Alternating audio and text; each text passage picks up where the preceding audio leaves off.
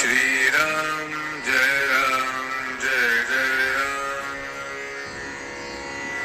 श्री राम जय जय राम। श्री राम जय जय राम। श्री राम जय जय राम। श्री राम जय जय राम। श्री राम जय। नमस्कार.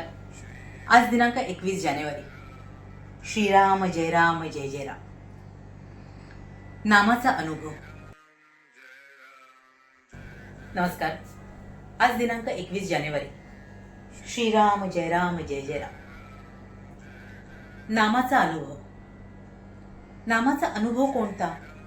नामाचा अनुभव नामाव्यतिरिक्त दुसऱ्या कशात पाहू नये. म्हणजेच नामापासून दुसरे काही मिळवायचे आहे ही कल्पनाच नसावी. नाम मुखी येते हाच नामाचा अनुभव. ज्या प्रमाणात आपल्या हातून नामस्मरण घडले त्या प्रमाणात आपल्याला नामाचा अनुभव आला असे समजावे. अखंड नामस्मरण टिकले की पुरा अनुभव आला. नामस्मरण करता करता चित्त एकाग्र होते. देहबुद्धी विसरून नाम घेणे हेच निर्गुण होणे आहे. मी कोण आहे हे कसे ओळखावे? मी कोण आहे हे ओळखायला जडाने म्हणजेच वाचेनेच नाम घेण्यास सुरुवात करावी आणि ते नाम अखंड घेण्याचा प्रयत्नही करावा. मग ते मनाने आतल्या आत होऊ लागते. पहिल्यानेच आपल्या प्रयत्नाने मनाला नामाचे वळण लावण्याच्या नादी लागू नये, कारण ते फारच अवघड आहे. नाम घेता घेता देहाचा विसर पडल्यावर मी कोण आणि देव कोण हे आपोआप कळेल. भगवंताच्या नामाचा नाद लागला तर दुःखाची जाणीव कमी होते. दुःखाची जाणीव नसल्यावर दुःख असले म्हणून बिघडले कुठे? काळोख्या रात्री जशी काठी आधार असते तसेच संसारात नाम आहे. खाचखळगे काठीच्या योगाने टाळता येतात, तसेच मोह, लोभ इत्यादी संसारातल्या अडचणी नामाने समजतात आणि दूर करता येतात. विस्तवाजवळ तूप ठेवले की ते वितळते, तसेच नामाची शेगडी ठेवली की अभिमान वितळलाच पाहिजे. हाच नामाचा अनुभव. पण लोक नामाबद्दल ऐकूनच घेत नाहीत. जर कोणी ऐकून घेतले तर ते बिंबून घेत नाहीत, त्याचे मनन करीत नाहीत. आणि मनन करून ज्यांना ते पटले असूनही नाम घेत नाहीत. अडचणी असल्या तरी नाम घेता येते. म्हणून नामस्मरण न करण्याबद्दल सबबी सांगू नका. सबब सांगितली की त्यापासून लबाडी उत्पन्न होते. लबाडीतून आळस उत्पन्न होतो आणि आळसाने सर्वनाश होतो. आपण रोज उठल्यावर भगवंताचे स्मरण करण्याचा नियम ठेवावा.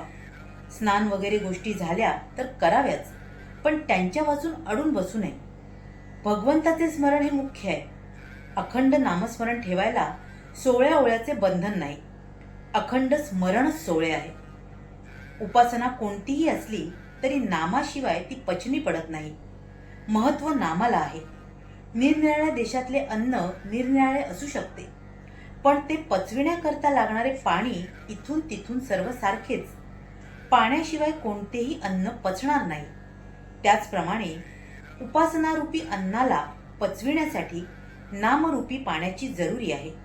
म्हणून नामाला महत्व देऊन ते सतत घेण्याचा अभ्यास करावा.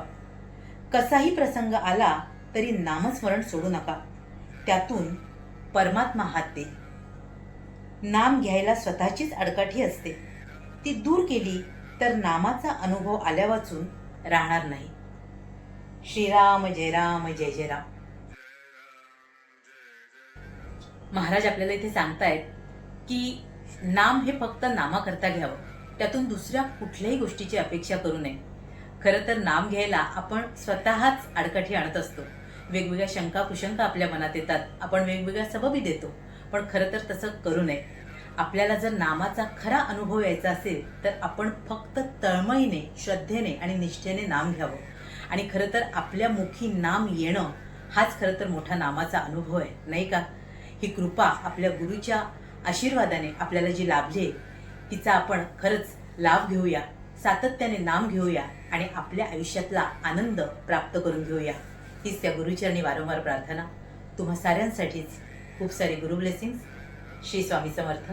जय गुरुदेव.